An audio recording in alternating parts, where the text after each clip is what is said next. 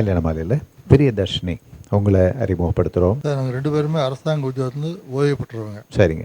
எனக்கு 3 மகள்கள் வந்து எனக்கு. சரி. இப்போ பிரியதர்ஷினி 2வது பொண்ணு. ஓகே.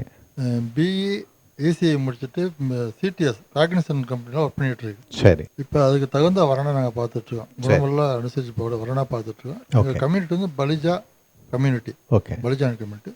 சப்காஸ் நோபார். மருமகன் எப்படி வேணும்? நல்லா, அதாவது நல்லா அனுசரித்து போகணுமெல்லாம் வரணும். இது ரொம்ப நல்லா குணமல்ல பொண்ணு இது. ஓகே, நல்ல விஷயம். Hard working. சொல்லுங்கம்மா. Priyadarshini very attached girl. சரி. ஹெல்பிங் டெண்டன்சி நிறையவே உள்ள கேர்ள். ஓகே. அதனால் அதுக்கு வர்றதும் அதை நல்லா பார்த்துக்கிற மாதிரியும் ஓகே ஈக்குவலண்ட்டாக பிஇ எம்பிஏ ஓகே கேர்டேக்கராக இருக்கணும். வெரி குட்மா. பிரியதர்ஷினி. நான் பிஇசி முடிச்சிருக்கேன். சரிப்பா. சிடிஎஸ்ல சீனியர் டெஸ்ட் அனலிஸ்ட்டாக ஒர்க் பண்ணிட்டுருக்கேன். ஓகே. நான் வந்து ஒரு ஜோவியல் பர்சன். ஓகே. ஸோ வரவர் ஃப்ரெண்ட்லி அண்ட் ப்ராட் மைண்டடாக இருக்கணும். நல்லா இருக்கணும். அது மாதிரி இருந்தால் போதும் இல்லையா? போதும். Very good. நல்ல அருமையான பையன் கிடைப்பாரு. சிறந்த மருமகன் வருவாங்க. இந்த நிகழ்ச்சியில் வந்து கலந்துக்கிட்டீங்க. வாழ்த்துக்கள். வணக்கம். பி பிரியதர்ஷினி வயது 27, பிஇ முடித்தவர், சீனியர் டெஸ்ட் அனாலிஸ்டாக எம்என்சியில் சென்னையில் பணியில் உள்ளவர். இவர் நன்கு படித்து நல்ல பணியில் உள்ளவரனே எதிர்பார்க்கிறார். பிரியதர்ஷினி பற்றிய விரிவான விவரங்கள் kmmatrimony.com வெப் தளத்தில். இவரது பதிவு எண் 758064. கல்யாண மாலையில் பிரபு இவர் அறிமுகப்படுத்துகிறோம். வயது 31, பிடெக் பண்ணியிருக்கிறாரு. யூஎஸ் நியூயார்க்கில் சீனியர் கன்சல்டன்ட் என்ஜினியராக ஒர்க் பண்ணிட்டு இருக்கிறாரு. பிஜி அல்லது ப்ரொஃபஷனல் டிகிரி முடித்து வேலைக்கு செல்லும் பெண் தனக்கு மனைவியாக வரணும்னு நினைக்கிறாரு. பிரபு விரும்புகிற மாதிரி அருமையான பெண் அவருக்கு மனைவியாக உடனடியாக அமைந்திட கல்யாண மாலையின் மனப்பூர்வமான வாழ்த்துக்கள். கல்யாண மாலையில் விவேகானந்தன் இவர் அறிமுகப்படுத்துகிறோம். வயது 27, பிஇ பண்ணியிருக்கிறாரு. தஞ்சாவூரில் சொந்த பிஸ்னஸ் பண்ணிட்டு இருக்கிறாரு. டிகிரி படித்த அழகான பெண் தனக்கு மனைவியா வரணும்னு எதிர்பார்க்கிறாரு. விவேகானந்தன் எதிர்பார்க்கிற மாதிரி நல்ல பெண் அவருக்கு மனைவியா உடனடியாக அமைந்திட கல்யாண மாலையின் மனப்பூர்வமான வாழ்த்துக்கள்.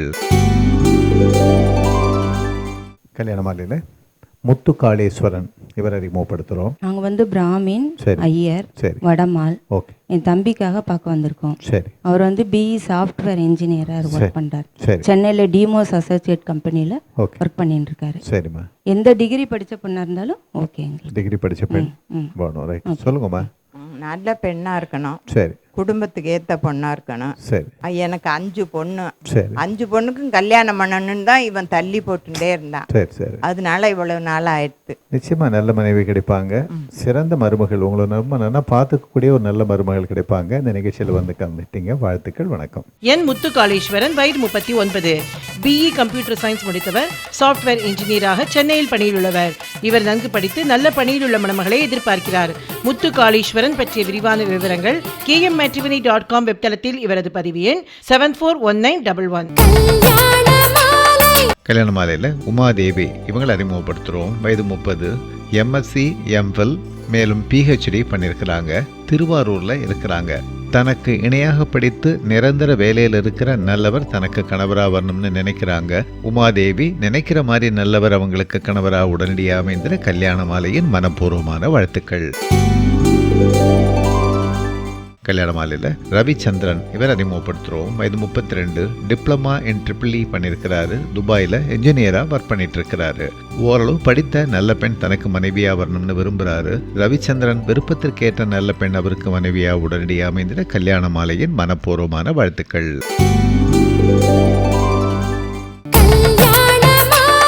தர்மபத்தினி சொல்லுகிறோம், தர்மத்தோடு இருக்க வேண்டும் என்று சொல்லுகிறோம். ஆனால் மேலை நாட்டு சிந்தனையாளர் டாக்டர் இன் லா என்பார்கள்.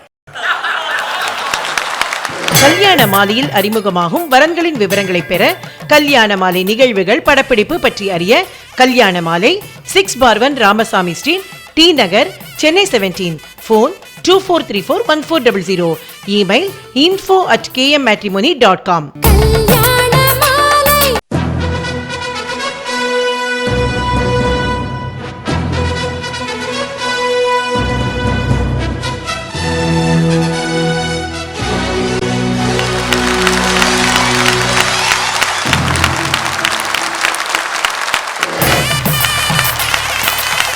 சமூக அறம் பேச்சரங்கில் நீதி அறம் பற்றி வழக்கறிஞர் மணிவண்ணனின் கருத்துக்கள் சென்ற வார தொடர்ச்சி. அர்த்த சாஸ்திரம் இருக்கிறது. அர்த்த சாஸ்திரத்தை எழுதின கௌடல்யன் இருக்கிறாரே, அவர்தான் சட்ட பரிபாலன மந்திரியாக சந்திரகுப்தனுக்கு இருந்தார். இந்த துணுக்கு ஒன்று போதும் நம்முடைய விழுமியங்கள் எப்படியெல்லாம் சட்ட ரீதியாக வேல்யூஸ் இருந்தது என்பதற்கு. சந்திரகுப்தன் மாறுவேடமிட்டு நகர் உலா போகிறான் இரவில். அப்பொழுது சொல்கிறார்கள் சாணக்கியர் குடிசையிலே விளக்கெரிகிறது என்று சொல்லி. சந்திரகுப்தன் போனான். உள்ளுக்குள்ள ஒரு ஆசை, சாணக்கியன் என்னதான் செய்கிறான் பார்ப்போம் என்று சொல்லி அந்த குடிசை திறந்திருக்கிறது. ஜன்னல் வழியாக பார்க்கிறான். சாணக்கியன் பக்கத்தில் 2 விளக்கு இருக்கிறது. ஒன்றுதான் எரிந்து கொண்டிருக்கிறது. சாணக்கியன் ஒரு ஓலையிலே ஒரு குறிப்பை ஒரு 10 நிமிடம் எழுதி கொண்டிருக்கிறான். அது எழுதி முடித்த பிறகு அதே அளவிலே இருக்கிற இன்னொரு விளக்கு இருக்கிறது, ஏற்றாத விளக்கு. இந்த விளக்கை ஊதி அணைத்து விட்டு அந்த விளக்கை ஏற்றுகிறான். இப்பொழுது எழுதுகிறான். சந்திரகுப்தனுக்கு சிரிப்பு வந்து விடுகிறது. இந்த விளக்கை அணைப்பானேன், அந்த விளக்கை ஏற்றுவானேன் என்று சொல்லி சிரித்து விடுகிறான். திரும்பி பார்க்கிறான் சாணக்கியன். சந்திரகுப்தன் இருக்கிறான். மன்னா என்று சொல்லி என்ன என்று கேட்டால், நீ உன்னை பெரிய அறிவாளி என்று நினைத்தேன். 2 விளக்கு வைத்து கொண்டிருக்கிறாய், ஒரு விளக்கு எரிய வைக்கிறாய், அதை அணைய வைத்து இன்னொரு விளக்கை ஏற்றி எழுதுவானேன் என்று கேட்ட பொழுது சாணக்கியன் என்கின்ற சட்ட அமைச்சன் சாஸ்திர நிபுணன் சொன்னான், அந்த முதல் விளக்கு அதற்கான எண்ணெயை அரசாங்கம் கொடுத்தது. நான் முதலிலே எழுதியது அரசாங்க கணக்கு, 2வது நான் எழுதியது என் சொந்த சமாச்சாரம். ஆகவே அந்த விளக்கை அடைத்தேன், இந்த விளக்கை ஏற்றினேன் என்று சொன்னான். பெரியோர்களே, இதுதான் நமது மரபு. அறம் சார்ந்து நடப்பது மிக சந்தோஷமானது என்பது நமது மரபு. அறம் சார்ந்து நடப்பது எளிதானது என்பது நமது மரபு. ஆகவேதான் நீங்கள் நன்றாக பார்த்தீர்கள் என்றால் மனைவியை கூட தர்மபத்தினி என்று சொல்லித்தான் நமக்கு பழக்கம். சட்டபத்தினி என்று சொல்ல மாட்டோம், தர்மபத்தினி சொல்லுகிறோம். தர்மத்தோடு இருக்க வேண்டும் என்று சொல்லுகிறோம். ஆனால் மேலை நாட்டு சிந்தனையால் டாக்டர் இன் லா என்பார்கள். எல்லாமே சட்டம். ஆகவேதான் எங்கள் லேபர் கோர்ட்டுக்கு பக்கத்தில் இருக்கிற மேட்ரிமோனியல் கோர்ட்டில் பார்த்தா வரண்டா முழுக்க விவாகரத்து கூட்டம். டாக்டர் இன் லா இல்லையா? ஆகவே பெரியோர்களே, நம்முடைய அறம் சார்ந்த வாழ்க்கை இருக்கிறதே, அது சட்ட ரீதியாக நமக்குன்னு என்ற ஒரு அற்புதமான மரபு உண்டு. மகாகவி பாரதி என்ன சொன்னான்? 4-5 ரொம்ப சின்ன சின்ன இன்கிரீடியன்ஸ் தான் சொல்லியிருக்கிறான். நீதி, உயர்ந்த மதி, கல்வி, அன்பு, நிறைய உடையவர்கள் மேலோர். இதுக்கு மேலே எங்க சார் ஒரு எளிமையான விவரணம் சொல்ல முடியும்? நீதி, உயர்ந்த மதி, கல்வி, அன்பு, நிறைய உடையவர்கள் மேலோர் முடிந்து விட்டது. மகாகவி பாரதி நீதிக்கு அப்படிப்பட்ட ஒரு விளக்கத்தை கொடுத்தான். ஆகவேதான் வெளிநாட்டிலே யாரோ கேட்டார்களாம், என்ன இப்பொழுது வழக்கறிஞர்களின் வீடுகளிலோ அல்லது அலுவலகங்களிலோ கூட்டமே இல்லை என்று. அதற்கு சொன்னார்களாம், கூட்டமெல்லாம் நீதிபதிகளின் வீட்டுக்கு போய்விடுகிறது என்று சொன்னார்கள். இங்கே இல்லை, வெளிநாட்டிலே சொல்லி. என்ன சந்தோஷமான சிரிப்பை பாரு. அவர்கள் அங்கே நினைத்திருப்பதை இங்கே ஒருத்தன் சொன்னா அவ்வளவு சந்தோஷம். பெரியோர்களே, ஒரு அரசியல் ரீதியாக லஞ்சம் கொடுக்கக்கூடிய ஒரு வழக்கு, சாட்சியை உள்ள வைத்து விசாரித்து கொண்டிருக்கிறார்கள். சாட்சி இருக்கிறான், நீதிபதி மேலே இருக்கிறார், பிராசிக்யூட்டர் விசாரித்து கொண்டிருக்கிறார். என்ன கேள்வி? ஒரே கேள்வி, இந்த விஷயத்தை சுமூகமாக முடிப்பதற்காக நீங்கள் $10,000 வாங்கினீர்களா? சாட்சி பதிலே சொல்லவில்லை. 3வது முறை முக்கா 3 வாட்டி, இந்த விஷயத்தை சுமூகமாக முடிப்பதற்கு $10,000 வாங்கினீர்களா? பிராசிக்யூட்டர் கேட்கிறார். சாட்சி பதிலே சொல்லவில்லை. இடிச்ச புலி மாதிரி உட்கார்ந்திருக்கிறார். உங்களைத்தான் கேட்கிறேன், ஏன் பதில் சொல்லவில்லை என்று. நீங்கள் நீதிபதியை கேட்டீர்கள் என்று நான் நினைத்தேன்.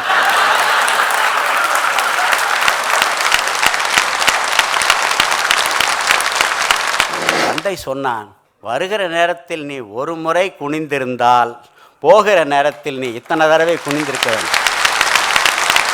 நீதி அறம் பற்றி தொடர்கிறார் வழக்கறிஞர் மணிவண்ணன். வரன்களை அறிமுகப்படுத்திய பிறகு கல்யாண மாலையில் மித்ரா இவங்களை அறிமுகப்படுத்துகிறோம். அவங்க பெங்களூரில் சயின்டிஸ்டாக ஒர்க் பண்ணுறாங்க, பயோகானில். ஓகே. எனக்கு ஒரு பையன் ஒரு பொண்ணு தான். சரி. பையன் பெரியவங்க, பொண்ணு 2வது. ஓகே. தம்பிக்கு இன்னும் கல்யாணம் பண்ணல. இவன் தங்கச்சிக்கு முடிச்சிட்ட பிறகு நான் கல்யாணம் பண்ணிக்கிறேன்னு வெயிட் பண்ணிட்டு இருக்கிறான். ஓகே, சொல்லுங்க முரளி. தங்கச்சி ரொம்ப பொறுப்பானவ. Very good. ஸோ வீட்டுக்கு வரவங்க மாப்பிள்ளை அவளுக்கு ஹஸ்பண்ட்ன்றதை விட ஃப்ரெண்ட் மாதிரி இருந்தாங்கன்னா ரொம்ப சந்தோஷமாக இருக்கும்.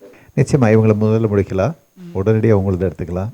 எல்லா கல்யாணங்களும் கல்யாண மாலை மூலமாக உடனடி ஆகிடும், கவலையே படாதீங்க. வாழ்த்துக்கள், வணக்கம். கே மித்ரா, வயது 31, பிடெக் பயோடெக்னாலஜி முடித்தவர், பிரின்சிபல் சயின்டிஸ்டாக பெங்களூரில் ஒரு பயோ நிறுவனத்தில் பணியிலுள்ளவர். இவர் நன்கு படித்து நல்ல பணியிலுள்ளவரனை எதிர்பார்க்கிறார். மித்ரா பற்றிய விரிவான விவரங்கள் kmmatrimony.com வெப்தளத்தில். இவரது பதிவு எண் 750640.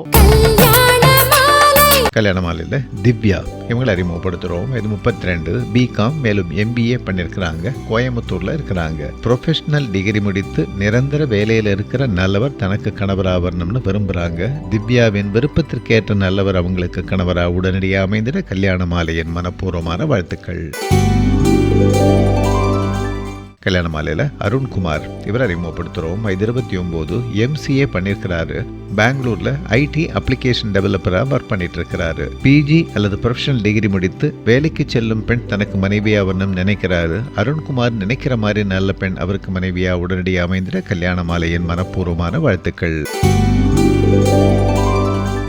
கல்யாண மாலையில் ஜெயச்சந்திரன், இவர் அறிமுகப்படுத்துகிறோம். நாங்கள் வந்து சென்னையில் வசிக்கிறோம். சரி. முதலியார் வகுப்பை சேர்ந்தவங்க. நல்லது. எனக்கு ஒரு பொண்ணு ஒரு பையன் சார். ஓகே. பொண்ணு மூத்தவங்க. ஓகே. அவங்க வந்து டாக்டரேட் முடிச்சுட்டு அண்ணா ஆர்டிஸ்ட் காலேஜில் ப்ரொஃபஸராக ஒர்க் பண்ணுறாங்க. சரி. பையன் இளையவன். ஓகே. அவர் இப்போ யூஎஸில் சாஃப்ட்வேர் இன்ஜினியராக ப்ராஜெக்ட் லீடராக இருக்காருங்க சார். சரி. அவருக்கு தான் இடம் நல்ல இடமா. சரி. உங்கள் கல்யாண மாலையினுடைய ஆதரவோடவும் உங்களுடைய ஆசையோடவும் நல்ல இடமா அமையணும்னு நாங்கள் உங்களை கேட்டுக்கிறோம் சார். சரி, வெரி குட். சொல்லுங்கம்மா. எல்லாருக்கும் நல்ல சகஜமாக பழகுறவன், ஓகே. விட்டு கொடுக்குற மனப்பான்மை நிறைய இருக்குது. சரி. அந்த மாதிரி நல்ல மகளாக வந்தால் நல்லா இருக்கும். நல்ல மருமகள் வந்து மகளாக இருக்கும். ஓ, வெரி குட். நல்ல மனைவி, சிறந்த மருமகள் கல்யாண மாலை மூலமாக உடனடியாக வந்து அமைவாங்க. இந்த நிகழ்ச்சியில் வந்து கலந்துக்கிட்டீங்க. வாழ்த்துக்கள், வணக்கம். KR ஜெயச்சந்திரன், வயது 30, BE MBA முடித்தவர், ப்ராஜெக்ட் லீடராக யூஎஸில் பணியிலுள்ளவர். இவர் நன்கு படித்து நல்ல பணியிலுள்ள மணமகளை எதிர்பார்க்கிறார். ஜெயச்சந்திரன் பற்றிய விரிவான விவரங்கள் kmmatrimony.com வெப்தளத்தில். இவரது பதிவு எண் 758829. கல்யாண மாலையில் சுரேஷ்குமார், இவர் அறிமுகப்படுத்துகிறோம். வயது 29, DTMM பண்ணியிருக்கிறாரு. குமாரபாளையத்தில் சொந்தமாக டெக்ஸ்டைல் பிஸ்னஸ் பண்ணிட்டு இருக்கிறாரு. ஓரளவு படித்த நல்ல பெண் தனக்கு மனைவியாக வரணும்னு எதிர்பார்க்கிறாரு. சுரேஷ்குமார் எதிர்பார்க்கிற மாதிரி நல்ல பெண் அவருக்கு மனைவியாக உடனடியாக அமைந்திட கல்யாண மாலையின் மனப்பூர்வமான வாழ்த்துக்கள்.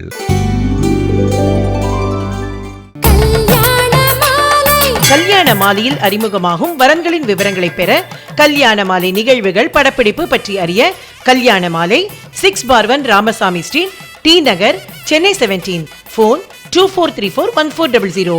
Email info@kmmatrimony.com.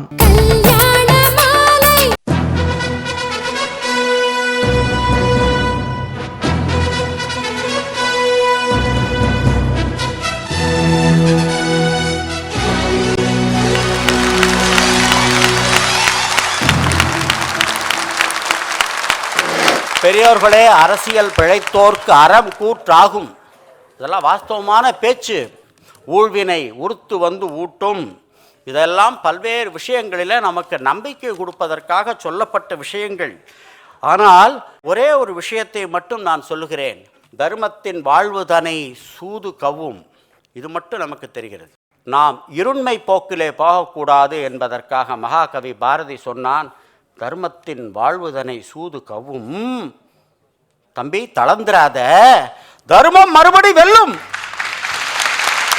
பாசிட்டிவா இருக்கு. தர்மம் மறுபடி வெல்லும் எனும் இயற்கை மருமத்தை நம்மாலே உலகம் கற்கும் என்று சொல்லி பாட்டு போகிறது. பெரியோர்களே, நன்றாக பார்த்தோம் என்றால் தர்மமும் நம்மை துரத்துகிறது, அறமும் நம்மை துரத்துகிறது, மரமும் நம்மை துரத்துகிறது. அறம் எப்படி துரத்துகிறது தெரியுமா? அது ஒரு தாய் குழந்தையை துரத்தி கொண்டு, குழந்தாய் சாப்பிடவாடா சாப்பிடவாடா என்று பாசத்தோடு ஒரு தாய் துரத்த மாட்டாளா கிண்ணத்திலே சாதத்தை வைத்துக்கொண்டு? அதுபோல அறம், தர்மம் என்கின்ற தாய் நம்மை குழந்தையாக ஆக்கி துரத்துகிறாள். அது வேறு வகையான துரத்து. மரமும் துரத்துகிறது, அது பூதனை போல துரத்துகிறது. கம்சனால் அனுப்பப்பட்ட ஒரு பூதனை கண்ணனை எப்படியாவது கொல்ல வேண்டும் என்பதற்காக பாடுபட்டாலோ அதுபோன்று துரத்துகிறது. ஆகவே மரமும் துரத்தி அறமும் துரத்துகிற நேரத்திலே நாம் தயவு செய்து அறத்திடம் அகப்பட்டு கொண்டால் எவ்வளவு ஆனந்தமாக இருக்கும். தர்மத்திடம் நாம் அகப்பட்டு கொண்டால் எவ்வளவு ஆனந்தமாக இருக்கும். இந்த ஆனந்தத்தை அனுபவிப்பதற்கான வாய்ப்பை இன்றைக்கு கல்யாண மாலை நிறுவனத்தினர் இங்கே கொடுத்திருக்கிறார். ஒரே ஒரு விஷயத்தை மட்டும் சொல்லுகிறேன். சிரமமான விஷயம் என்னவென்றால், அறத்திற்கு நம்மை அர்ப்பணிப்பது கொஞ்சம் சிரமமான விஷயம். கை நிறைய வைத்துக்கொண்டு 20,000 தருகிறேன், உன் பேனாவிலே பச்சை மையிலே லேசாக இப்படி எழுதுவதற்கு 20,000 தருகிறேன் என்று சொன்னால் மனசை ஆட்டக்கூடிய விஷயம்தானே. அதிலிருந்து விடுபட வேண்டும் என்றால் எவ்வளவு கஷ்டம். ஒரு முறை அறத்திற்காக ஒரு முறை சிரமப்பட்டால் என்ன? ஒரு தந்தை இருந்தான், காய்கறி விற்பவன். அவன் தன்னுடைய குழந்தையை கூட்டுக்கொண்டு காய்கறி விற்பதற்காக போனான். போகிற நேரத்திலே தலையிலே காய்கறி கூடை, கீழே ஒரு குதிரை காலடியிலே அடிப்பார்களே அந்த லாடம் கிடந்தது. தந்தை பிள்ளையை பார்த்து சொன்னான், தம்பி இந்த லாடத்தை எடுத்து உன் பைக்கெட்டிலே போட்டுக்கொள்ளு சொன்னான். பையன் பார்த்தான், யார் இதற்காக துருப்பிடித்த லாடம், இதை எடுப்பதற்காக முதுகு வளைந்து இடுப்பை வளைக்க வேண்டுமா, குனிய வேண்டாம் என்று விட்டுவிட்டான். பையன் இப்படியெல்லாம் குனிவதற்கு சிரமப்பட்டு விட்டான் என்பதை தந்தை கண்டுகொண்டு அவனுக்கு தெரியாமல் அந்த குதிரை லாடத்தை எடுத்து தன்னுடைய பையிலே வைத்து கொண்டான். கடந்து போனார்கள். காய்கறி எல்லாம் விட்ட பிறகு இந்த பிள்ளையை இவனுக்கு தெரியாமல் உட்கார வைத்து விட்டு அந்த குதிரை லாடத்தை எடுத்துக்கொண்டு போய் நிறுத்து, ஈயம்பித்தாளைக்கு பேரிச்சம்பளம் என்று சொல்வார்களே, அந்த குதிரை லாடத்தை போட்டு இறந்த பழத்தை வாங்கி கொண்டு கைக்குட்டையில் வைத்து கொண்டு திரும்ப வருகிறான். பிள்ளையை முன்னாலே போக விட்டான். அப்பா போக விட்டு இந்த இழந்த பழத்தை முன்னாலே போட்டான். குனிந்து அந்த பழத்தை எடுத்து சாப்பிட்டான். ஒரு 10 அடி போக விட்டான். இன்னொரு தடவை போட்டான். குனிந்து பாட்டு 10 தடவையா இழந்த பழம் குறுக்கெல்லாம் வலித்து விட்டது. திரும்பி பார்த்தால் தந்தை கையிலே கை நிறைய இழந்த பழம். என்ன பெருசு இப்படி பண்ணுகிறாய், கையில் கொடுத்திருந்தால் நான் சாப்பிட்டு இருப்பேன் என்று சொல்லி தந்தை சொன்னான், வருகிற நேரத்தில் நீ ஒரு முறை குனிந்திருந்தால் போகிற நேரத்தில் நீ இத்தனை தடவை குனிந்திருக்க வேண்டும். அறம் சொல்கிறது, தலை வணங்கு, நீதிக்கு தலை வணங்கு. குனிதல் யார்? குனிதல் பணிதல் என்பது பணியுமாம் பெருமை என்கின்ற அற்புதமான மரகத வாக்கியத்தை சொல்லிக் கொடுத்த பாரம்பரியம் நமது பாரம்பரியம். ஆகவே அங்கும் இங்கும் ஒரு சில விஷயங்கள் நம்முடைய கண்ணிலே நம்முடைய சகோதரி அவர்கள் மிக அழகாக மீரா அவர்கள் சொன்னது போல நடந்தாலும் கூட அந்த அவலங்கள் எல்லாம் பாரத தேவியை நிச்சயமாக பிடித்திருக்கக்கூடிய விஷயங்கள் இல்லை, நிச்சயமாக இல்லை.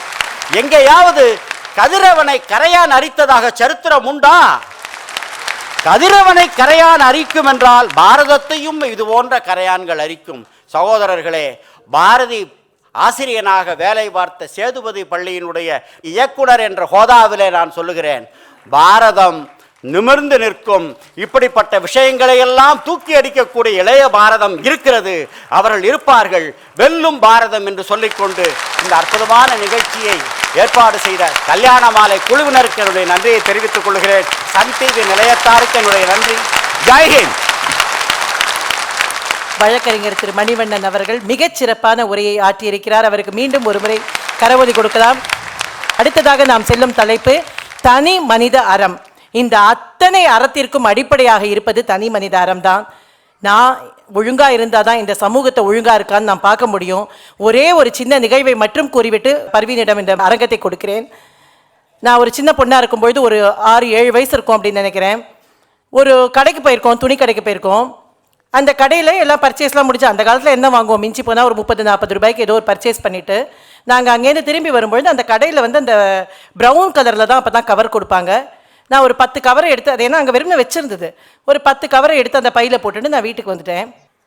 வீட்டில் வந்துட்டு அம்மா வந்து எல்லாத்தையும் பிரித்து பார்த்தாங்க. பாட்டி இருந்தாங்க, என்னுடைய ஆசான் வந்து பாட்டி தான் எனக்கு. அந்த பாட்டி வந்து பார்த்துட்டு இது என்ன கவர் அப்படின்னு கேட்டாங்க. நான் சொன்னேன், நான் தான் எடுத்துன்னு வந்தேன் அப்படின்னு சொன்னேன். பாட்டி சொன்னாங்க, எவ்வளோ பெரிய தப்பு அப்படின்னு கேட்டாங்க. இல்லை இது பொருள் தானே, அங்கே தான் இருந்ததுன்னு. அடுத்தவர் பொருளுக்கு ஆசைப்படக்கூடாது. நான் வந்து ஆக்சுவலி முதல்ல தப்பாக சொல்லிட்டேன். இல்லை அவங்க தான் கொடுத்தாங்கன்னு சொன்னேன். 2 தப்பு பண்ணிட்டேன்.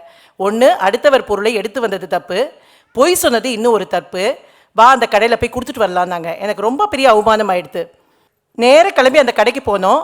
அந்த கடையில் பாட்டி, இவ தெரியாமல் எடுத்துகிட்டு வந்துட்டா, இவளை மன்னிச்சுக்கோங்க அப்படின்னு சொல்லிட்டு அந்த 10 கவர், ஒரு சாதாரண ப்ரௌன் கவர், அதை கொடுக்க வச்சாங்க. அன்று இரவு என்னுடைய பாட்டி சாப்பிடவே இல்லை. எனக்கு தண்டனை கொடுக்கல, தான் சாப்பிடல. அந்த விதை தான் இன்று இந்த சப்ஜெக்டை நான் பண்ணணும்னு தோண்டித்து.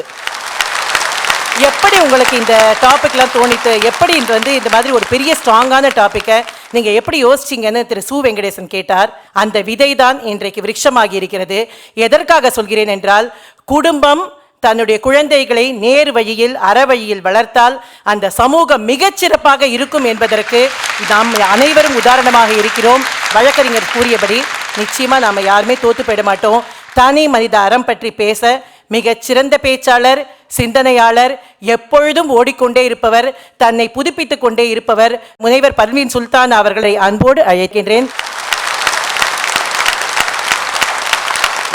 நாய்க்கு உன்னை கல்யாணம் பண்ணி தருவேனே தவிர உனக்கு அந்த பையனை கல்யாணம் பண்ணி தர மாட்டேன்னாரு. எங்க முதலாளி வரட்ட ஒரு வார்த்தை கேட்டுட்டு வந்துடுறேன்னு சொன்னாரு.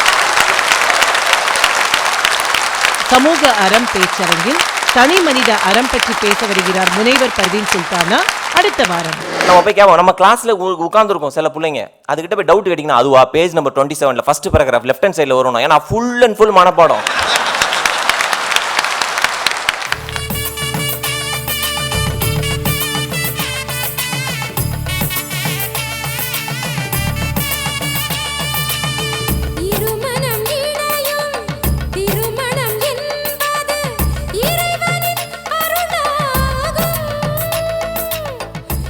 உங்கள் வீட்டு வரனுக்கு மிகச் சிறப்பான இல்வாழ்க்கை துணை அமைய பதிவு செய்து கொள்ளுங்கள் KMmatrimony.com.